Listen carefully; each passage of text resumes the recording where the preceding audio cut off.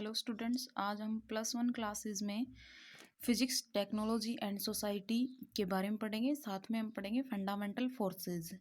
तो हम पहले स्टार्ट करते हैं। फिजिक्स टेक्नोलॉजी और सोसाइटी का जो रिलेशन होता है वो क्या होता है।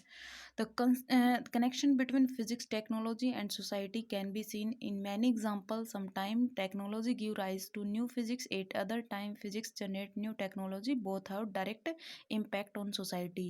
यानी काफ़ी बार हम देखते हैं कि अपने पास क्या होता है, टेक्नोलॉजी जो होती है वो न्यू फिजिक्स को राइज करती है, न्यू फिजिक्स जनरेट करती है।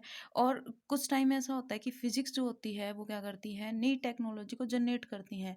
और इन दोनों का जो कनेक्शन होता है वो डायरेक्ट सोसाइटी से होता है। तो ये था अपने पास फिजिक्स टेक्नोलॉजी और सोसाइटी का रिलेशन। अब हम पढ़ेंगे अपने पास फंडामेंटल फोर्सेस इन नेचर में। तो फंडामेंटल जो फोर्सेस होते हैं वो अपने पास 4 टाइप के फंडामेंटल फोर्सेस होते हैं। Gravitational force, electromagnetic force, weak nuclear force और स्ट्रॉन्ग न्यूक्लियर फोर्स है। तो सबसे पहले हम पढ़ते हैं ग्रेविटेशनल फोर्स है। ग्रेविटेशनल जो फोर्स है वो अपने पास यूनिवर्सल फोर्स भी कहलाता है, यानी ग्रेविटेशनल फोर्स को यूनिवर्सल लॉ भी कहते हैं। तो Newton's law of gravitational force इसमें यूज किया हुआ है। हमें पूछा जाए कि न्यूटन्स लॉ ऑफ ग्रेविटेशनल किस फोर्स में यूज किया गया है, तो ग्रेविटेशनल फोर्स में यूज किया गया है। ग्रेविटेशनल जो फोर्स होता है वो 2 ऑब्जेक्ट के ऊपर डिपेंड करता है। यानी यहाँ पे हम 2 ऑब्जेक्ट कंसिडर करेंगे।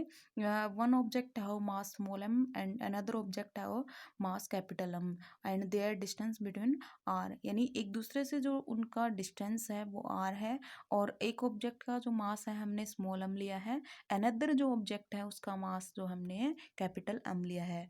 तो इसके अंदर क्या होता है अपने पास, it is the force of mutual attraction between any 2 object by virtue of their masses। और हम कह सकते हैं कि force directly proportional to product of 2 masses and inversely proportional to square between them. अब हम क्या करेंगे, इन दोनों इक्वेशन को, अबो इक्वेशन को कंबाइन कर देंगे। यानी अपने पास हो जाएगा F directly proportional M by R square. यदि हम प्रोपोर्शनल का साइन हटाते हैं तो कोई ना कोई कांस्टेंट लगाते हैं, एंड हेयर जो कांस्टेंट है वो अपने पास है जी यहाँ पे क्या होता है अपने पास ग्रेविटेशनल कांस्टेंट। और ग्रेविटेशनल कांस्टेंट की वैल्यू और ऐसा यूनिट पूछी जाती है। तो ग्रेविटेशनल जो कांस्टेंट है उसकी जो वैल्यू है वो अपने पास है 6.67 इंटू 10⁻⁻11 न्यूटन मीटर स्क्वायर पर केजी स्क्वायर। अब हमें पूछी जाती हैं प्रॉपर्टीज।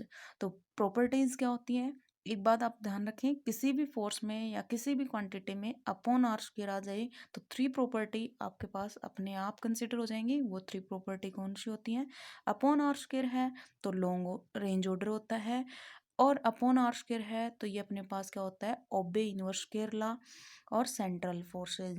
यानी जहाँ पे भी अपने पास अपॉन आर स्क्वायर आ जाए तो long range order, obey inverse square law and central force होगा। इसके साथ ये फोर्स जो होता है वो क्या होता है, कंजर्वेटिव फोर्स होता है, यूनिवर्सल फोर्स है और वीकेस्ट है नेचर में comparison to electromagnetic and strong nuclear force.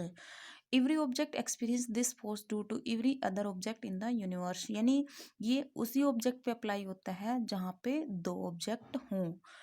और ये फोर्स क्या होता है, अट्रैक्टिव फोर्स होता है, it is a attractive force. तो ये था अपने पास ग्रेविटेशनल फोर्स। अब हम पढ़ेंगे इलेक्ट्रोमैग्नेटिक फोर्स, जहाँ पे ग्रेविटेशनल फोर्स जो होता है वो 2 ऑब्जेक्ट के मास पे डिपेंड करता है। सिमिलरली वे में इलेक्ट्रोमैग्नेटिक जो फोर्स है वो 2 ऑब्जेक्ट के चार्ज पे डिपेंड करता है। तो यहाँ पे हम कंसिडर करेंगे 2 ऑब्जेक्ट, और उन ऑब्जेक्ट पे चार्जेज होंगे, वन पे अपने पास पॉजिटिव, अनदर पे नेगेटिव, और दे अपार्ट आर डिस्टेंस। यानी उनका जो डिस्टेंस है वो अपने पास क्या है, आर। तो इसकी डेफिनेशन हम ये पढ़ सकते हैं, it is the force between charge particle.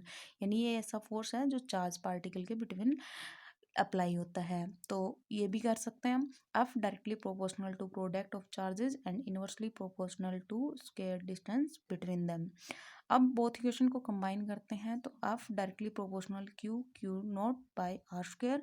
Proportional का साइन हटाते हैं तो के, और के यहाँ पे अपने पास इलेक्ट्रोमैग्नेटिक कांस्टेंट है, और के की जो वैल्यू होती है अपने पास 1/4πε0 and 9 × 10⁻⁹ in mathematical.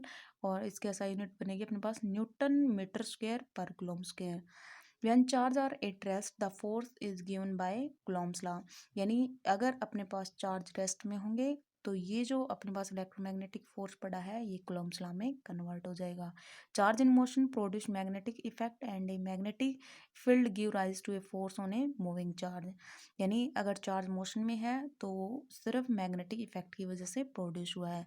Electric and magnetic effect are inseparable hence the same name electromagnetic force. यानी ये इलेक्ट्रिक और मैग्नेटिक इफेक्ट की वजह से इसका नाम इलेक्ट्रोमैग्नेटिक फोर्स पड़ा है और it is a very strong comparison to gravitational force.